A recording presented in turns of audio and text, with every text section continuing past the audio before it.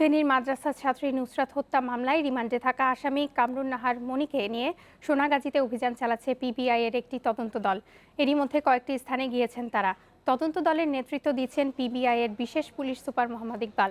সকালে অভিযানের শুরুতে মনিকে নিয়ে মানিক মিয়া প্লাজার যে দোকান থেকে বোরকা কেনা হয়েছিল সেখানে যান তারা। পরে নুসরাতের শিক্ষা প্রতিষ্ঠান ইসলামিয়া ফাজিল মাদ্রাসায় যান তারা।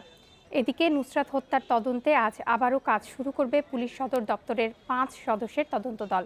স্থানীয়দের সাথে কথা বলা ছাড়াও তারা নুসরাতের বাড়ি ও মাদ্রাসায় যাবেন বলে জানিয়েছেন সোনাগাজী থানার ওসি কামাল হোসেন। অন্যদিকে নুসরাত হত্যার ঘটনায় অবৈধ অর্থ লেনদেন হয়েছিল কিনা তা তদন্ত করে দেখছে সিআইডি।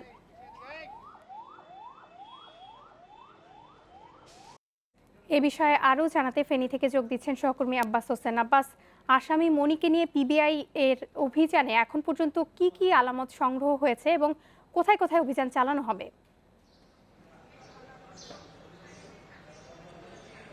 জি, আমি এখন যেখানে দাঁড়িয়ে আছি এই সোনাগাজী ইসলামিয়া ফাজিল ডিগ্রি মাদ্রাসা। এই মাদ্রাসা থেকে কিছুক্ষণ আগে পিবিআই যিনি বিশেষ পুলিশ সুপার রয়েছেন মোহাম্মদ ইকবাল, তিনি কিন্তু কিছুক্ষণ আগে এখানে যে ঘটনাস্থল পরিদর্শন করেছেন এবং যে নুসরাতকে যেখানে নির্মমভাবে হত্যা করা হয়েছে, আগুন দিয়ে পুড়িয়ে দেওয়া হয়েছে, সেই ঘটনাস্থলও পরিদর্শন করা হয়েছে আসামি কামরুন নাহার মনিকে নিয়ে। তো এখান থেকে কিছুক্ষণ আগে পিবিআই যে বিশেষ পুলিশ সুপার তিনি কিন্তু ফেনীর উদ্দেশ্যে রওনা হয়েছেন। এর আগে যেখান থেকে যে মার্কেট থেকে যে দোকান থেকে বোরকা কিনা হয়েছিল কামরুন নাহার মনি, সেই দোকান যে মমিন মিয়া প্লাজা, সেই দোকানেও কিন্তু অভিযান চালিয়েছে পিবিআই মনিকে নিয়ে। সেই দোকানের কয়েকটি জায়গায় কিন্তু অভিযান করা হয়েছে এবং অভিযানের সর্বশেষ কিন্তু আরও যে যে জায়গা দরকার যাওয়া সেইখানে তাকে নিয়ে পরিদর্শন করা হয়েছে এবং তাকে নিয়ে অভিযান চালানো হয়েছে।